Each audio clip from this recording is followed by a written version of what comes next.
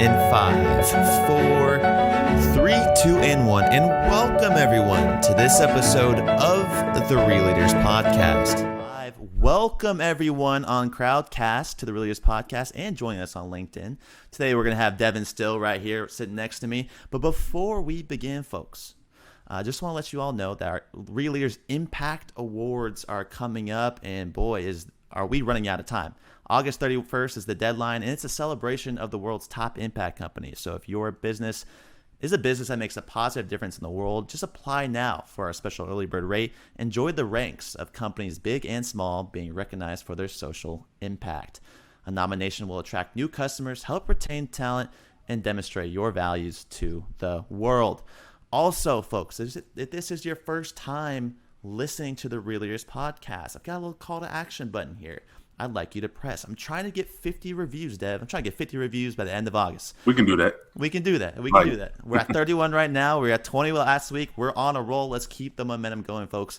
If you've listened to this podcast or if this is your first time, go on the Apple Podcast, leave a review, and let other people know what to expect when they come to this awesome show. With that being said, let's do the countdown here in 5, 4, 3, 2, and 1. And welcome everyone to this episode of the Real Leaders Podcast. I'm your host, Kevin Edwards. Joining us today is former NFL defensive end, current cancer advocate, keynote speaker, entrepreneur, and proud father, Mr. Devon Still. Devon, thanks for being with us today. Thanks for having me. I'm excited to have you, Devon. I'm a big football fan myself. I know your story. I hope our audience knows it as well and gets it down to a T. So the first question I have for you today, Dev, is where has the game of football taken you? It's really taken me beyond my wildest dreams. I grew up in a place called Wilmington, Delaware. It's a very small city on the East Coast. And to be honest, it's stricken with a lot of drugs and violence. And it's not a place that you see a lot of people make it out of. But once I started playing football, it really opened up those doors for me to make it out and see what the world had to offer, because I didn't think the world had much to offer growing up in the environment I grew up in. But during high school, I started to get good at football. I started playing football when I was around 13 years old. And by the time I was a junior in high school, I had over 50 scholarships to the top D1 schools in the country. And that was crazy to me. It blew my mind because when I first started playing football, I sucked. Like I was really bad. But I think if you practice makes progress. You continue to get better as long as you're willing to put in the time and effort. And I was one of those people who was willing to put in the time and effort to perfect my craft. And like I said, by my junior year, I had over 50 scholarships, and I decided to go to, Penn State to play under the legendary Joe Paterno. And, just everything I learned from being on that campus, everything I learned from being coached by a legend and, being able to just see the world and travel as we went to different games, it really opened my eyes to the opportunity the world has to offer. Now, Dev, let's take a step back really quick. When you're starting out, who got you into football, and what were some of the lessons you learned at an early age? So my dad, I grew up, I wanted to be an NBA player. I love basketball. My dad played basketball when he was younger, but every Sunday he would sit down on the couch and he would watch football. And I hated it because I couldn't watch what I wanted to watch on TV because we only had one TV in the house at that time. So Sundays was all about football. I couldn't get my dad off the couch to go anywhere because he was so hooked on the games. So I hated football when I was a kid. But as I got older, I started to surround myself with people who like to play sports. And initially, my dad wouldn't let me play sports because my grades were so bad. And I was getting into a lot of trouble because my parents got divorced when I was in the 3rd grade, and it completely flipped my life upside down. And I was doing a lot of negative things just to get the attention of my parents because I was really hurting inside about, what we were going through. So I wanted to play sports at a young age, but my dad wouldn't let me until I got my grades and my act right. And around 6th grade, my dad took me out to try out for football.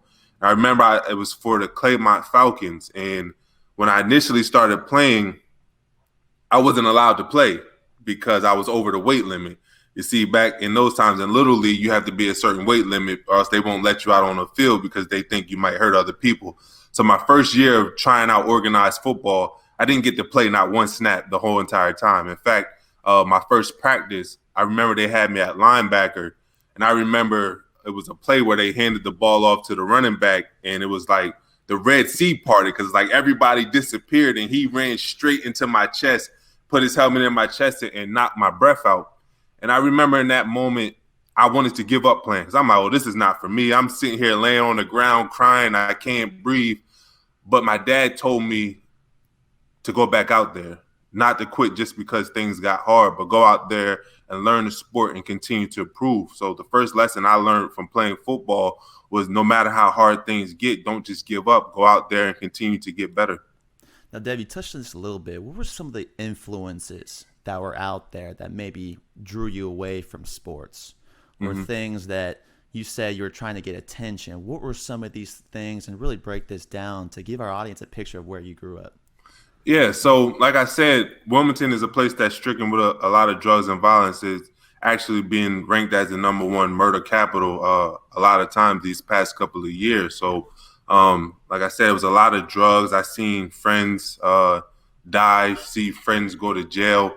But for me, a lot of my troubles came from school, not getting good grades, getting straight D's, getting kicked out of school, fighting all the time. I felt like I was taking out a lot of my aggression towards my parents' divorce on people around me, because as a kid, you feel like you can't say nothing to your parents. Nobody wants to hear what the kid has to say. Nobody wants to hear what the kid is going through. So I took out a lot of my aggression at school just for little stuff, just fighting people over little stuff because I didn't know how to express what I was going through. So I was getting a lot of trouble into school and just hanging around the wrong people, doing the wrong things. And my life really changed around like 5th grade, because during 5th grade, I ended up stealing a bike in front of my school. And I talk about this in my book. I rode the bike back to my house, and I ended up seeing this guy in a tank top shirt and, jean shorts and long white socks walking up the street towards me. And I knew that was my dad's favorite outfit. So I knew it was him, and somebody must have called him to let him know what I just did. So I remember taking off down the street trying to get away from my dad. I ended up having to go to the police department. And I was in a jail cell for like 5 hours as a 5th grader. And I remember before they put me in the cell, I went to get fingerprinted by the officer, and he was like, "Do you know why I'm putting on gloves before I fingerprint you?" And I was like, "Yeah, because you don't want to get your fingerprints on the machine." He was like, "No, I don't want to touch criminals." And it just hit me when he said that. I was like, 5th grade. First, I felt 2 different ways. First, I felt like he didn't see me for who I was. Like at 5th grade, there's no way you're a criminal. You're a little kid. Instead of just asking me, what's wrong with you? Why are you acting this way? Then I was automatically just labeled as a criminal. And I didn't want to be that. Just sitting in that jail cell and seeing those words replay in my mind over and over again, I decided that when I got out of there, then I was going to change my life and try to do something better and not head down the path that I was on. Now, Dave, it seems like you've reached a threshold like that numerous times throughout your career, throughout your life. Yeah. Let's dive in now to accepting that scholarship, going to Penn State, being under the tutelage of one of the best coaches the college football has ever seen. Walk me through freshman year. What happened to you? Give us the breakdown. Yeah, so freshman year, I was excited just walking on that campus and, seeing it was like a different world to me. Like I said, I grew up in an environment that was stricken with drugs and violence, and Happy Valley was really Happy Valley. It's like everybody on campus was happy. But my football career started off to a great start. I was having a great training camp. I had a chance to play as a true freshman. And if anybody are Penn State fans or know Joe Paterno, true freshmen don't really get to play as, their first year at Penn State. But I was having such a great breakout training camp that I had a chance to. But during one of the practices towards the end, I remember something in me. I was standing on the sideline and something told me to say a prayer for protection as I went in. So I remember, just asking God to watch over me as I went to finish this practice off. So my coach told me to go into the practice. So I go in, and it was the screenplay. And I remember the quarterback throwing the ball to a running back who was running down the sideline, and I went chasing after him. And one of the linemen grabbed me by my shoulder, and my left foot got stuck in the turf. It twisted, and I blew out my MCL and my ACL, and I was done for the first year. I couldn't play. I had to do about a year of rehab in order to get back out on the football field, and I was crushed. I was crushed for two reasons. One, I realized that all the hard work that I put in up until that point was wasted. That I wasn't going to, be one of those incoming freshmen who had a chance to go out there and live his dream playing in front of 110,000, fans in Beaver Stadium. My dreams were old. And two, I struggled a lot with my faith because there's that opposite happen of what I had just prayed for. I prayed for protection, but yet I'm sitting here on the ground with a busted knee. So I went through a lot mentally that first year, but I decided that, I was going to do what I needed to do to get back out on the football field. That injuries come with this game, and I just had to accept it and move forward. So that's exactly what I did. And after a year of rehab, I was able to make it back during the following year's training camp. And all I had to do was make it through one more scrimmage of training camp, and I finally get to, run out of that tunnel at Beaver Stadium and play in front of all those fans and watch my dreams come true. But during this scrimmage, one of my teammates got thrown into my leg and it snapped in half. And I ended up having to get rushed to the hospital where a doctor had to put a plate and 10 screws in my leg. And as you can imagine, I was completely crushed at this point because I had just accepted what I had to go through with the ACL, MCL injury. And I can't even tell you how much work I put in. I put in a lot of work to get back out on the football field. That ACL injury was one of the toughest injuries I ever had. And to see my dreams derailed and snatched away from me for the second year in a row, it completely crushed me. Now, Dad, I worked in college sports. I worked for Rich Rod for a year in Arizona, and then with the women's basketball team after that. And we had players go through similar things. It's part of the sport, you're right. But I've seen players quit. I mean, I've seen players. We had Ray Smith. He tore his ACL 3 years in a row. We had Ken Griffey's daughter, Taryn, who tore her ACL and MCL 3 times in a row as well. Devastating. And even when you come back, it's like, I don't want to hurt it again. You know what I'm saying? So what was the motivation for you to get back there? Because a lot of people don't have that extra gear after that happens for a second or third time. Yeah, I mean, I think that every, champion, every successful leader has always felt the urge to give up when things get hard. But the great leaders, the people who end up becoming successful are the people who have a reason to continue to move forward. I said after, getting hurt for the second time, there were times where I wanted to give up. There were times where I literally sat in my room crying, wondering why me? Why did I have to continue to go through this? Why do I have to sit here and watch everybody that I came into college with go out there and live their dreams? And I'm stuck here with a cast on my leg. And it was one weekend where I was thinking about giving up and back to Delaware and just saying, forget it, because I wasn't, a scholar. I didn't really care that much about school during that time. I cared about playing football. And if I couldn't play football, what was I doing here? But before I made that decision, I went back home just to, clear my mind about everything that was going on so that I could make a decision based off of logic and not just emotion. And when I went there, I went out to a party with some of my friends.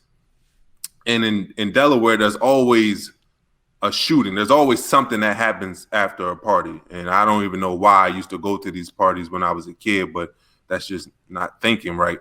But I decided to go out with my friends this night, and I ended up watching somebody get shot in the head, and they died. And in that moment, I realized that whatever pain and whatever suffering I was going at Penn State, I had to be willing to fight through that pain so that my family didn't hurt anymore. And what I mean by that is I had to fight through my pain so that I can move my family out of the environment that I grew up in.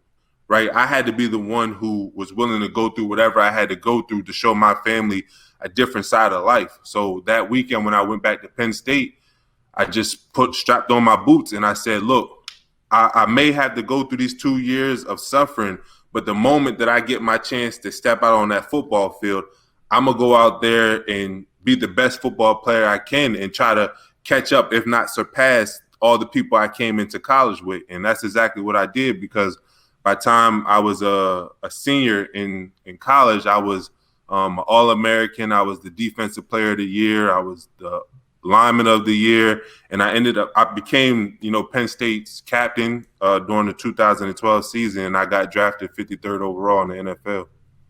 Now, Dev, why do you think people were drawn to you when you were a captain? Do you think leadership is something that is learned, that is it's out there, it's you got to show people and lead people by example, or do you think it's something you're born with? No, I don't. I think that's the biggest misconception, is that it's something that you're born with. I think that leadership is learned. My first 2 years at Penn State, like I said, I wasn't playing.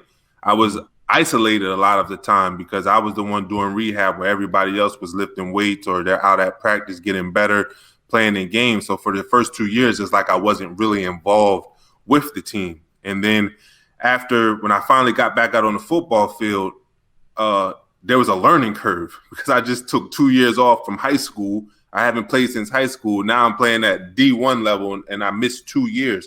So there was a lot that I had to relearn. There was a lot I had to relearn about my body because now there were some big changes I had to go through as far as my knee and my ankle and wearing different braces and protective gear that made me more stiff. So it took me about 2 years to really turn that corner of, getting in gear and getting back to that player that I always knew I was. So I was quiet those 2 years when I felt like I wasn't contributing to the team because I felt like it wasn't my place to step up and try to be that leader, that there were people who, put in that work, who earned that responsibility before me. But I remember it was my junior year. It was during our bowl game, and our seniors were graduating, our captains were graduating. And I was sitting in my hotel room the night before the game, and I was listening to a lot of motivation on YouTube. One in particular was like Ray Lewis. I kept playing his speeches over and over again. And I told myself, I was like, you know what, it's my time. Like these seniors are graduating. When we go into the locker room tomorrow, I'm going to bring the team up and I'm going to give them a speech, and I'm just going to give everything that I have on my heart. And I went out there and I did that, and I had one of the best games of my college career.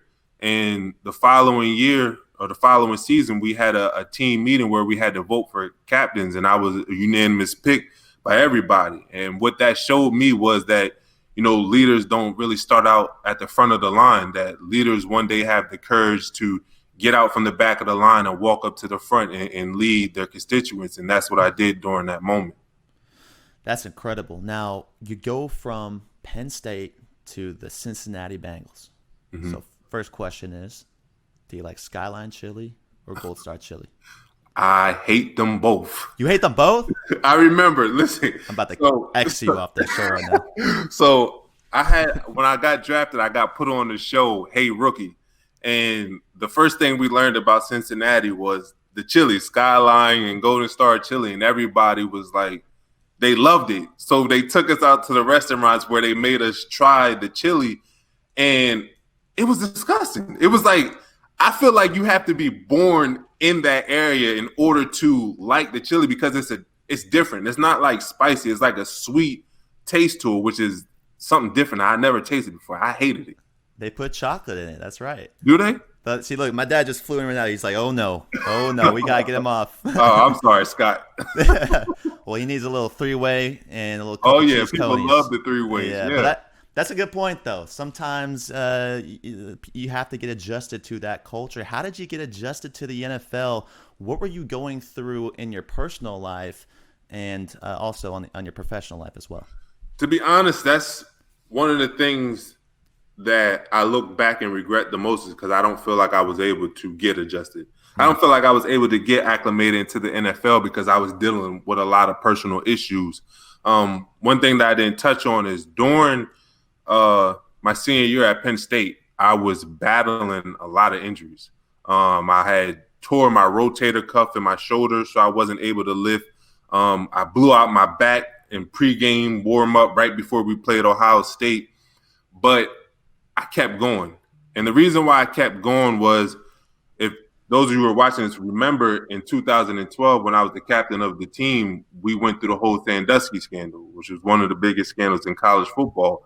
And as a leader, I didn't want to give up on my team during something that big, something that tough. So a lot of times I fought through the injuries. And I remember when the news first broke about the Sandusky scandal, I believe we were like 8-4. Our record was like 8-4, 8-3 during that time.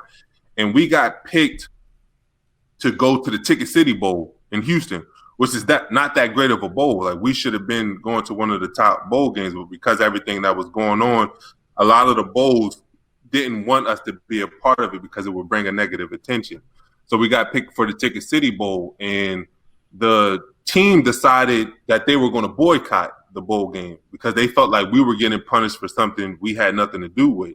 And this story didn't really make it out to the public during that time.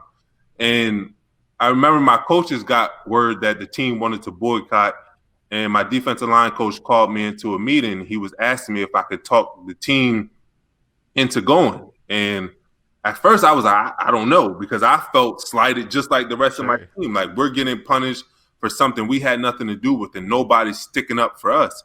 And I remember leaving that meeting, and I went home and I called, the closest people to me, like my dad, my future agent that I was going to sign with once I graduated. And I was like, what should I do? Like, the team wants to boycott, and the coaches want me to talk the team into going. And everybody around me was like, don't go to the bowl game. Like, you're a projected first round pick. You have millions of dollars on the line. If you go out there and you get hurt, you can blow it all. So I hung up the phone and I slept on it. And when I woke up in the morning, I told myself, I was like, man, I can't do that. Like, I can't put myself first as a leader. Like, I have to put the team, I have to put the university first before my own, aspirations. So I called a team meeting, and I talked to the team, and I was like, look, I know everybody's upset that we got slighted when it came to this bowl game, but we have one more opportunity to go out there and play with each other. Like, we have seniors, we have one more opportunity to wear the blue and white and, go out there and fight for something together. And as somebody who's projected a first round pick, I'm willing to risk it all to go out there to play with y'all one more time. And I'm like, because if we sit up here and we quit, if we give up, we're sending a message to the whole university. We're sending a message to the whole Penn State family that it's okay to give up when things get tough. But I'm like, I'm not willing to do that. And I hope y'all not willing to do that either. So we decided to go out and play that bowl game. And I got hurt, like everybody was telling me. I ended up breaking my toe during one of the practices. So I was battling those injuries going into the Senior Bowl. I had to cancel my Senior Bowl invite. I wasn't able to properly train for the combine because I couldn't run and my back was still messed up. So I was battling all those injuries my first couple of years in the NFL. And then I ended up having my daughter diagnosed with cancer. So it was just like, I never got time to really get acclimated to the NFL because I was dealing with so much.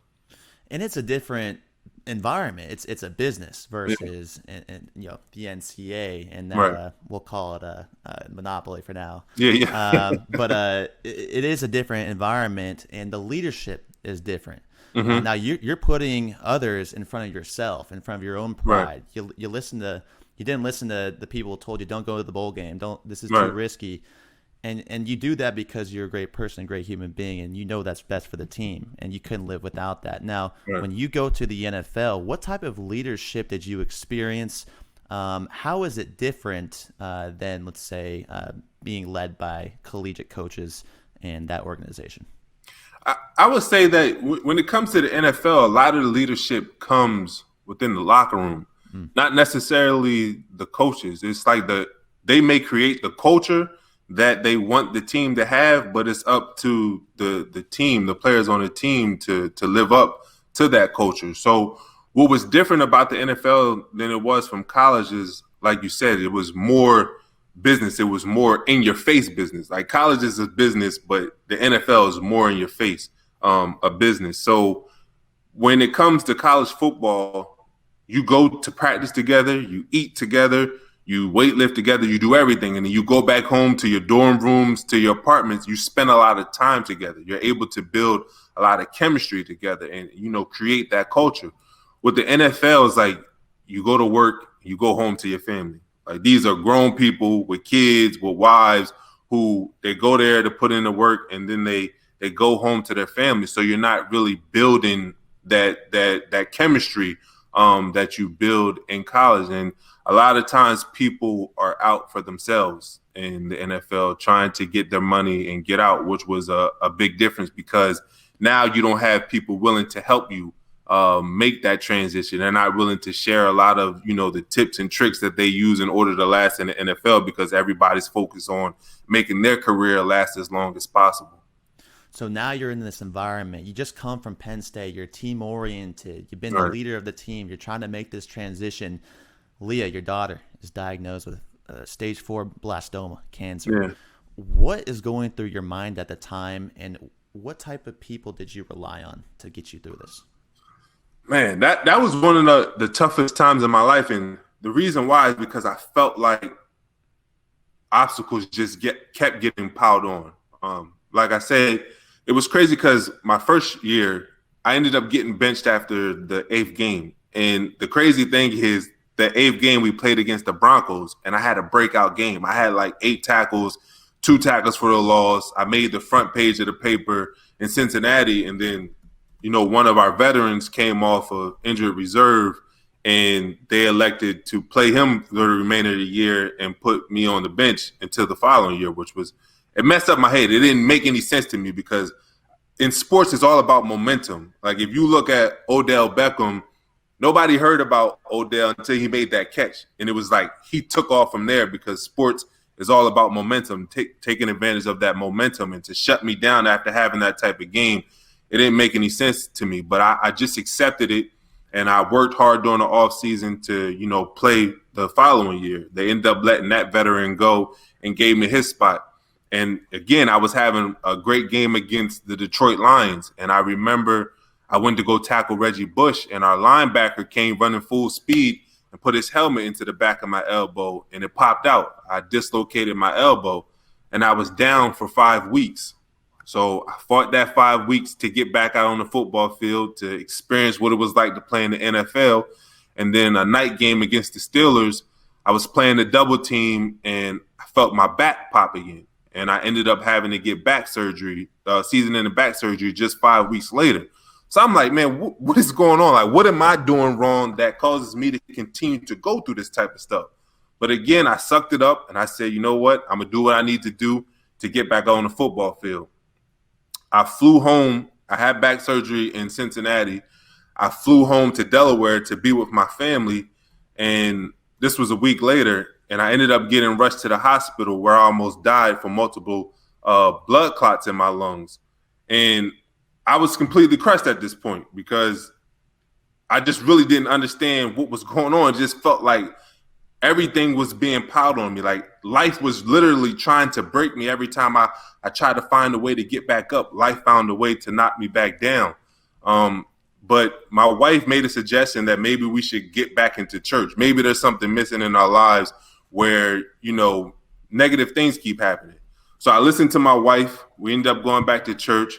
I got baptized, and 2 months later, I faced the biggest obstacle in my life when my daughter got diagnosed with cancer. And I actually was doing all-season training. I flew home to go to her dance recital because I put her into dancing that off-season. And when I was growing up at my games, although my parents got divorced, like I said earlier, every time I looked up in the stands, my parents were sitting right next to each other, cheering me on, cheering my brother on. And to me, that meant the world to me that they could put their differences to the side and come to my games to support me. Like, we didn't have a lot growing up. We didn't have a lot like other people around us did, but we had our parents. And that meant way more to me than any materialistic thing they could have provided, just knowing that my parents supported my dreams. And I think that made me fight to get to the NFL because I wanted to make them proud. I wanted them to be able to sit in the crowd and brag like, look, that's my son doing this, that, and the third. So I carried that on into my adulthood when I became a parent. And I wanted to be there for Leah in the crowd cheering her on whenever she had something going on. So I flew home for her dance recital, but we never made it to that dance recital because that morning I ended up taking her to the hospital because she was lethargic and had a fever. And I ended up finding that she had stage 4 cancer. That's an incredible story. Thanks for sharing that, Devon. And so when you hear this news, your daughter, your 5-year-old daughter has cancer, Mm-hmm. you've been through all these thresholds, these crucible moments we've talked about before, whether you were growing up and having the police officer touch you with the glove on, going through injury after season injury after season injury, then getting baptized, and then this happens again. How does one prepare for news like that? What did you do? How did you prepare for that moment?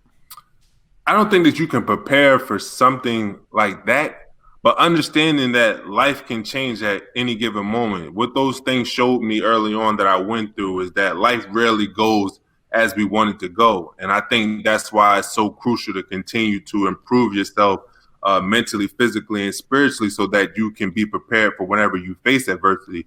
A lot of people make the mistake of trying to prepare for adversity when it happens, when the time is now. Anticipating that, obstacles may happen in your future allows you to accept it faster. But when Leah got diagnosed with cancer, it completely crushed me. It was like a knockout blow. And to be honest with you, I wasn't able to pick myself up right away. Like for the first 2 weeks, I was just in the hospital, just going through it. Like, how could this? I didn't think it was real.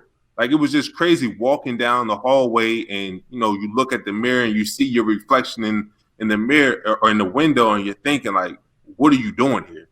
Like, you was just living the American dream playing in the NFL, and now you're here in the hospital and the doctors are telling you that, your daughter only has a 50% chance of surviving. So I was completely crushed. But I allowed myself to be crushed during those 2 weeks, right? Because I feel like a lot of times people make the mistake of adversity happens, they get knocked down, they pop right back up. But my dad was a big fan of boxing, and we used to watch boxing with him a lot when I was a kid. And a lot of times when you seen boxers get knocked out, they hurry up and try to get back up, and they fall right back down. They're dizzy, falling into the rope. They don't really process what they go through. But, those good boxers, they take advantage of that 10-second rule where they can sit there, lay on the canvas, realize what just happened to them. And when they get up, they have a plan in order to fight again, to continue to make it through those rounds. So that's what I did during those 2 weeks. I laid on the canvas. I took my 10 seconds and I really tried to think about what I can do in order to fight this complete fight. And the first thing I decided to do was to give Leah's fight with cancer a purpose. Because I feel like when you give any goal or any fight that you're going through a purpose that's bigger than yourself, you're more likely to achieve that goal. So what I decided to do was to use my platform as an NFL player to really shed light on what it's like for families who are battling, childhood cancer, because I didn't feel like it was in the forefront. I didn't feel like the media was talking about it enough. And when I sat in the hospital, it was like a lot of families who were going through things that nobody knew about. It was like it was a hospital full of the voiceless. And I had a chance to use my voice to give those voiceless families a voice to talk about what they were going through. And sometimes, now I had a family member when we were growing up, my cousin who went to my high school, I grew up with stage 4 leukemia cancer. Mm-hmm. It's almost more difficult on the parents than it is the child. So what was your message to the parents? What did you do to rally the community together? And tell us what Leah's reactions were. My biggest message to the family is it's not your fault, to the parents. Because like you said, it's really hard on the parents, because I remember when Leah was first born, it's like when you watch your kid come into this world, it's like as parents, you all take the same oath. It's like without even saying it to the kid, you all take the same oath. You all make the same promise where you're saying you're holding them for the first time and you're looking at your kid saying that you're going to do everything you can to provide for them. You're going to do everything you can to protect them from harm. I tell everybody, it's like when you have a kid, it's like your heart is physically walking outside of your body. So when Leah got diagnosed with cancer, I felt as a parent because I couldn't protect her for what she was about to go through. And that was the biggest hurdle I had to go through. It was understanding it's not your fault. Because I used to tell myself, maybe it's the stuff that you was feeding her. Maybe it's the stuff that you introduced to her, allowed her to be around that caused her to get cancer. Maybe it was something wrong with you and you passed it down to her genetically. But I had this thing called facts over feelings. A lot of times where, we let our feelings consume us instead of looking at the facts. And I had to look at the facts and tell myself that it wasn't my fault. This is not something I could have prevented, but this is something although I can't stop her from having cancer, I can be her biggest support system. I can be her biggest cheerleader and let her know that she wasn't going to go through this fight by herself. So that was my biggest message to other families, is stop blaming yourself. Like, there's nothing that you can do to change the past. The only thing that we have is right now. And what steps are you going to take right now to help your child overcome this battle? So what were the steps that you outlined? What was the playbook that you put together to get through this as a whole? Yeah, so I already talked about giving your battle a purpose. The next one was to fight for 4 quarters. Like, we have something in football where, we're taught that no matter how tired you are, no matter how much pain you're in, you go out there and give it everything you have for 4 quarters, because you never know when the game can change. And I asked my daughter the moment she got diagnosed with cancer to fight for 4 quarters. And I told her that every day is not going to be easy. You're not going to wake up every day feeling good. You're not going to wake up every day feeling like going to treatment, like going to go get chemo. But no matter how bad things get, as long as you're alive, as long as I'm alive, that we're going to fight for 4 quarters. We're going to do everything that we can to make sure that you overcome this battle. And that's exactly what we did. Another thing was not being afraid to call audibles or a pivot in business. I have something called like the AAA, which I think can really help people, be those people who are able to overcome adversity, right? So AAA is not the towing company, but it's something that stands for anticipate, adjust, and accelerate. You have to anticipate that things may go wrong. You have to plan for things to go wrong. And then once they do, you have to adjust. And that's what we had to do with Leah's battle with cancer. Like, we put her into a clinical trial initially that, the doctors thought was going to save her life, that was going to eradicate the cancer because it was new. They had a lot of promise in it. But after 4 months of high dosage chemo and radiation, we ended up getting scans done, and we found out that the cancer spread all over her body. Like, it was initially, it was just in her hip, but now it went from her hip to being in her chest, her arms, her skull, her neck. It was all over the place. And if there was ever a moment where I thought my daughter was going to die, it was during that moment. But before we took on this battle, I anticipated that this may work, although it had this may not work. Although it had a lot of promise, nothing is guaranteed. So I anticipated. So the blow wasn't that hard when I found out that the chemo and the radiation, in fact, didn't work. Instead, when the doctors told me that, I went back on the computer and I started researching other things that were out there that we can use, or other clinical trials that we can put her in, that could help us get to our goal. Like, sometimes your goal stays the same, but the strategy or the plan to get to your goal, it changes. We found a new clinical trial. We put her in that clinical trial, and we just gave that one everything we had. That's when the accelerate comes in. When you make that adjustment, accelerate and make things happen. And a couple of weeks or a month or two after putting her in a new clinical trial, she ended up going into remission. She was completely the cancer was completely eradicated from her body. Now, just for our audience right now, how is Leah doing? What is her status? And she's doing great. This past March 25th, she reached her 5-year mark, so she was finally declared cancer-free. So we don't have to worry about that right now. We can just focus on, just living life and just enjoying every day and moment that we have with each other. Now, Devon, you've shared a lot of adversity that you've overcome in your life on this show today. How have these principles, your faith, your mindset, these pivots, these audibles, how do all these things translate to business, and what are you currently doing with your entrepreneurship gig? Yeah, so my struggles combined with the lessons that I learned from football, the structure I learned from football, has really allowed me to excel in business. I use these strategies in everything I do. And I talk about a lot of strategies in my book, Still in the Game, Finding the Faith to Tackle Life's Biggest Challenges.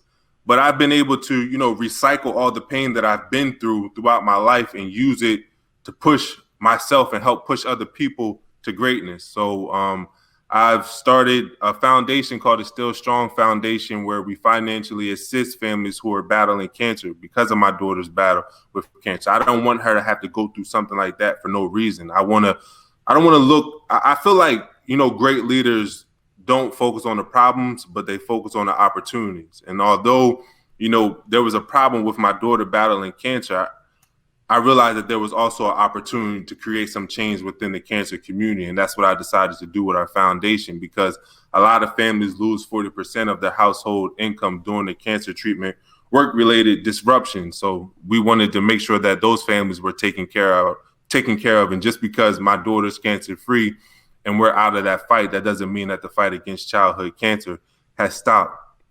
I also travel a lot, speaking at corporate events, just teaching them about how to be more resilient. I think right now during this time is even more important to speak on resiliency as a company, because a lot of people are going through a lot of things, and it's going to be those companies who are able to tap in and teach their employees how to become more resilient, who see this through, who are able to maximize the opportunities that are out there. Like I just recently gave a talk to Procter and Gamble, and they were sharing how, their home products really surged during this time, right? They put a lot of focus. They didn't focus on the things that they weren't excelling at anymore. They wasn't thinking focus on the things that was losing them money, but they looked at the opportunity in their business model for them to excel. And their home products, they put a focus on, and it's been going through a roof because everybody's at home right now, and everybody needs these home products in order to take care of the household and, get rid of the germs and stuff that's going on. So just focusing on those opportunities and, taking the knowledge that I have, like I said, from football, from my trials, and really helping people in their life and companies triumph. And I also, one of the biggest challenges I had during Leah's battle with cancer was my relationship with my wife. Because a lot of times when you have a child who's battling cancer or going through any type of health issue, it causes a lot of problems, especially within the relationships. A lot of times I see it because as two individuals, we all process things differently, right? We all grieve differently. And sometimes when we don't see our partner grieving the same way that we're grieving, then it causes friction because we want them to grieve. We want them to feel the same pain that we're feeling. So there was a lot of things, a lot of challenges that we faced in our relationship and just being married. And I just felt like we needed to take that information and share it with people out there, because a lot of times on social media, everybody, especially influencers, everybody makes their life seem perfect. Everybody makes their relationship seem perfect. So that allows people to look up to other people's relationship and look down on theirs because they think that their relationship is so bad and everybody else is perfect. So me and my wife decided to start a podcast called the Real Relationship Podcast, where we go out there and we share our struggles with other couples who are just trying to figure it out, because, we didn't grow up in a family. Like my parents were divorced when I was in third grade. My wife's parents was divorced a little bit after that. So we didn't get to see what real love, what real marriage is. So we're navigating these waters by ourselves, and we want to share that experience with other people out there. So we started this podcast, which has shot up the charts and really made an impact for people. And the last thing I have going on is my Playmaker University, where I teach people how to become playmakers in the game of life. I put together a curriculum, and people can check it out at becomeaplaymaker.com, where I teach people the playbook on how to become basically unbreakable, how to overcome adversity when they face it, and just really help them reach their highest potential in life. Dev, you do a lot of things. We got Playmaker University, we've got the Relationship Podcast, we've got the Foundation. Yeah. You're impacting a lot of people, especially these families who are dealing with young ones with cancer as well. But I guess the question is not how you're impacting them. How have they impacted you?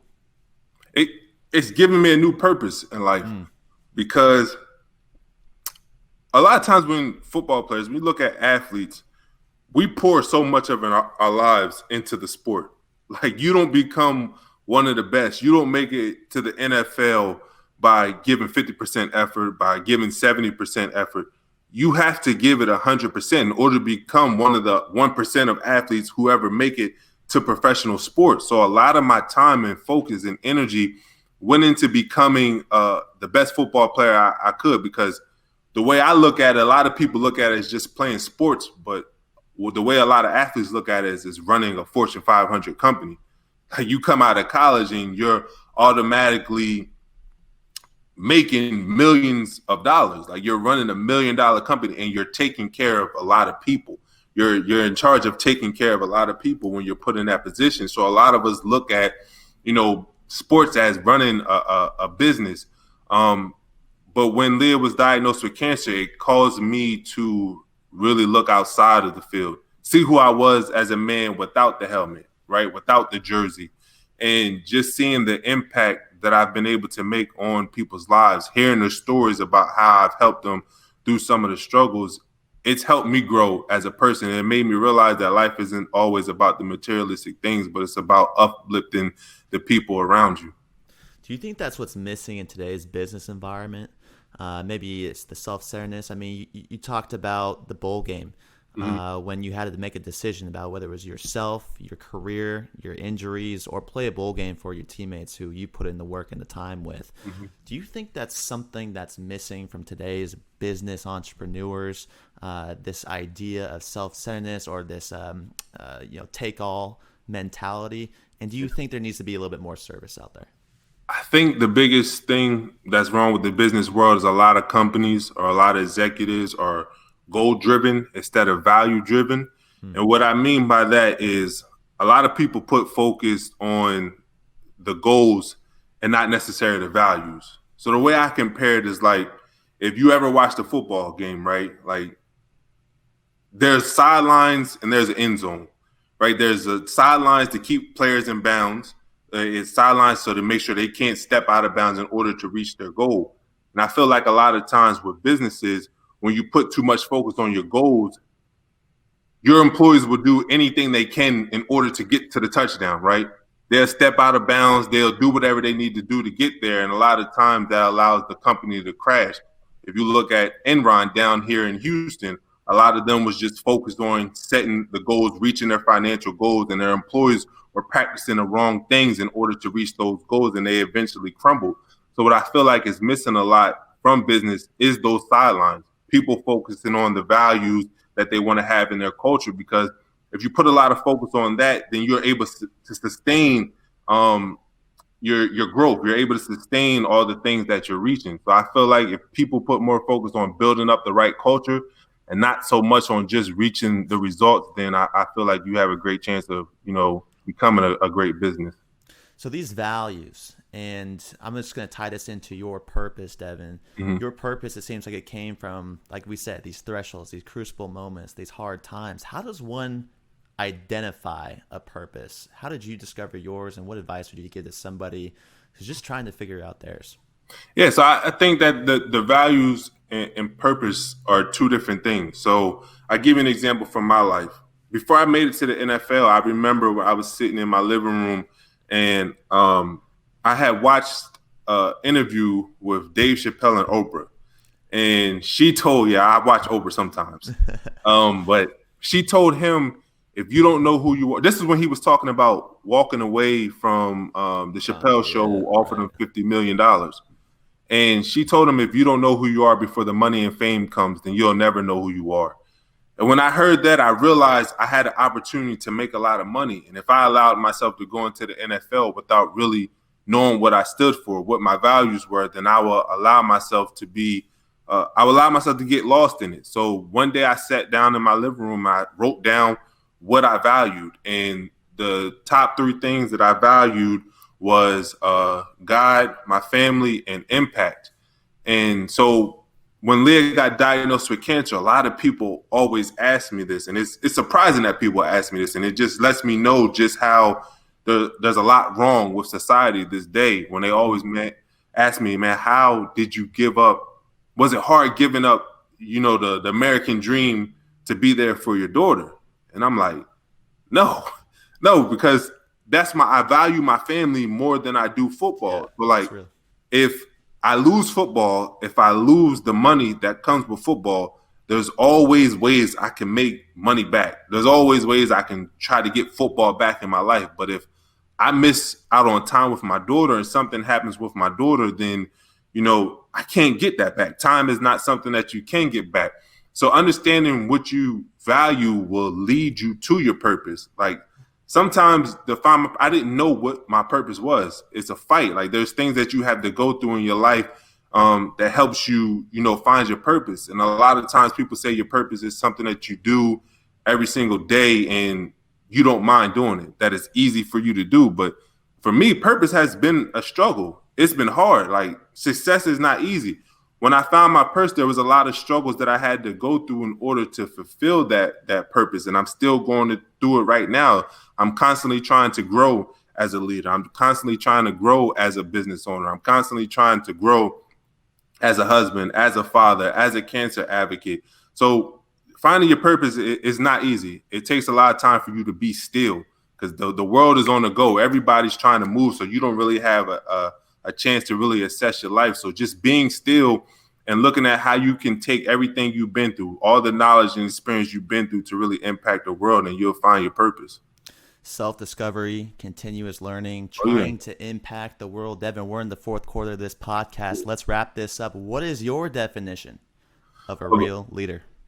Man, so for me, it's not a profound definition, but for me, real leaders are lifetime students who use their knowledge and their experiences really to help people unleash their full potential, whether it's a group of people, whether it's a business. You just take everything that you learn throughout your life, throughout your triumphs, throughout your downfalls, and you use it to really help people maximize their life and reach their full potential.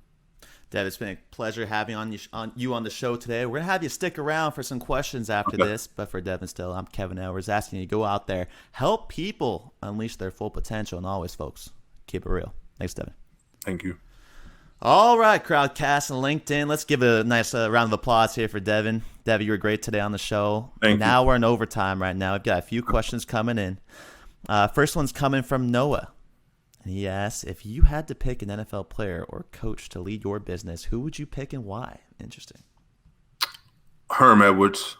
I love Herm Edwards.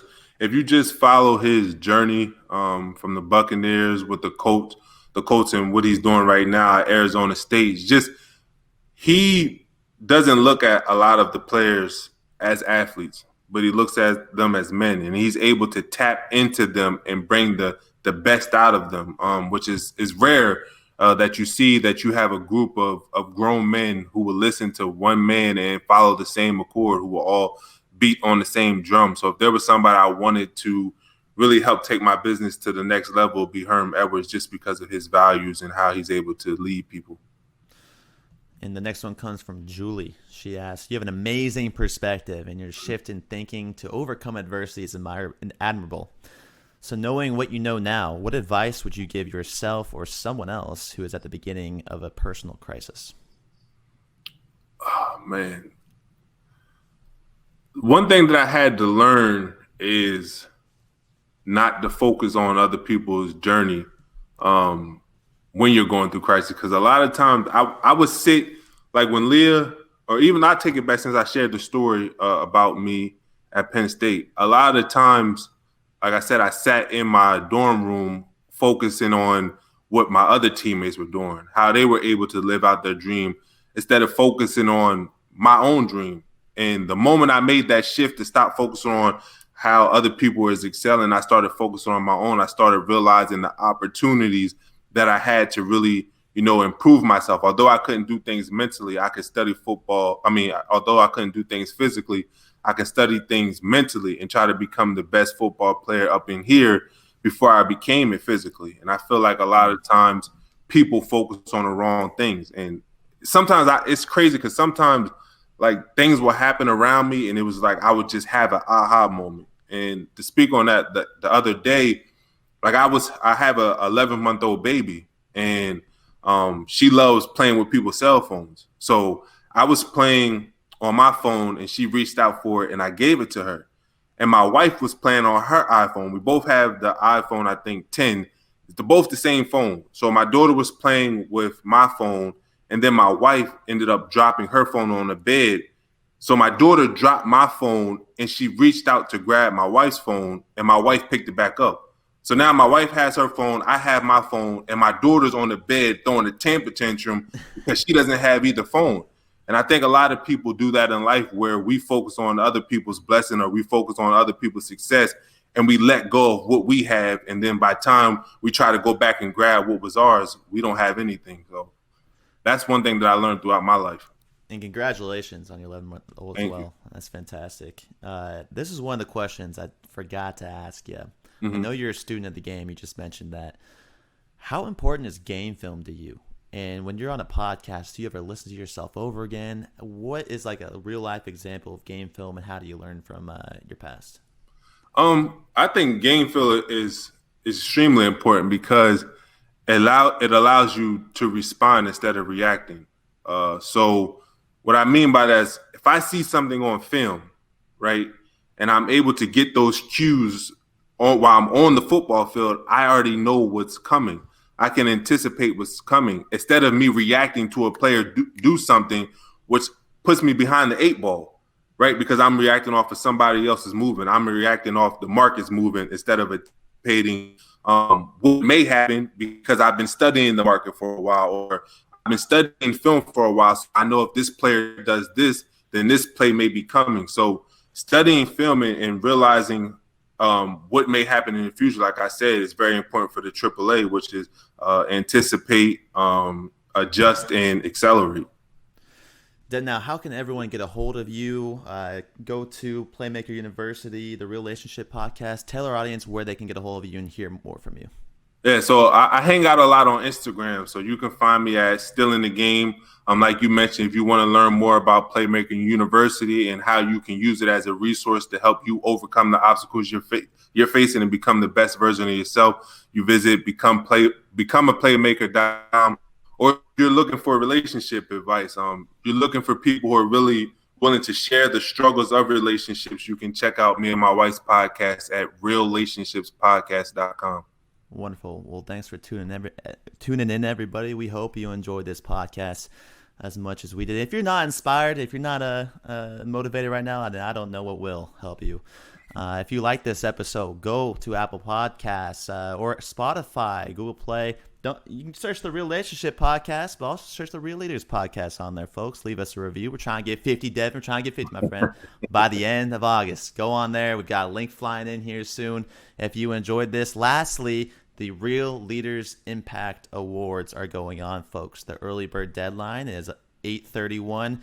Great opportunity for any organization out there. If you're an impact company, you're trying to solve a social or environmental problem through your business model and have as much impact as possible, go online to realleaders.com and register your company for the Impact Awards to be featured in our next publication. Devin, appreciate you, my friend. We'll stay in touch. Thanks for being on the Real Leaders Podcast today. And like we always say, folks, keep it real. Thanks, Devin. Thanks for having me.